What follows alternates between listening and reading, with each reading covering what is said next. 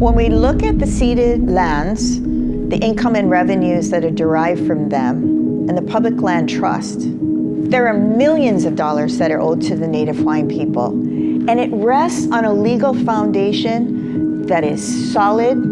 It's grounded in constitutional law, it's grounded in case law, and it's grounded in the statute. To fully understand what the ceded lands and what the public land trust is, we have to go all the way back to the illegal overthrow of the Native Hawaiian Kingdom.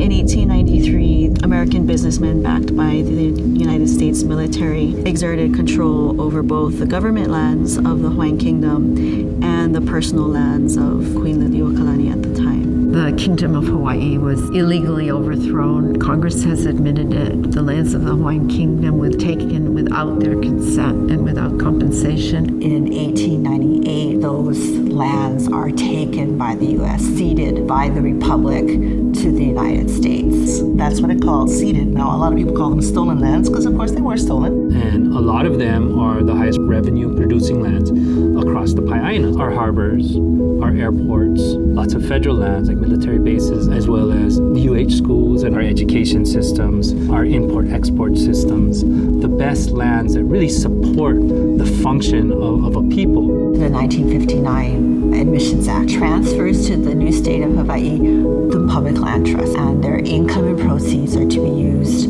for one of 5 trust purposes. One of those purposes is the betterment of the conditions of Native Hawaiians. The legislature would set the pro rata portion guaranteed to Native Hawaiians as 20% of all revenue generated on the trust lands to be administered by the Office of Hawaiian Affairs. And that was codified into law, and that is still good law. But the Hawaii State Legislature capped the amount that OHA was to receive, $15.1.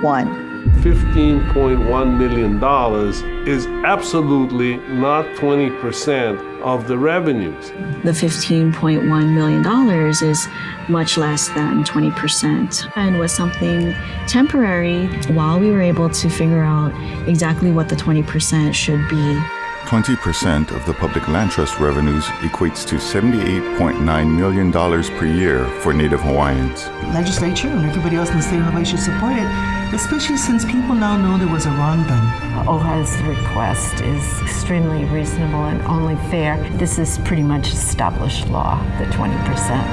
That is the essence of what the ceded lands legislation is about. To Kanaka, to our Kanaka Maoli, this is your funding for services for you, for your children, for housing, for education, for those who are in prison, for programs. This is your funds. We manage the money at the Office of Hawaiian Affairs. If we want to use those monies to lift them out of poverty, out of poor circumstances, so that they become business owners, that they become job holders, they become students with high-level degrees.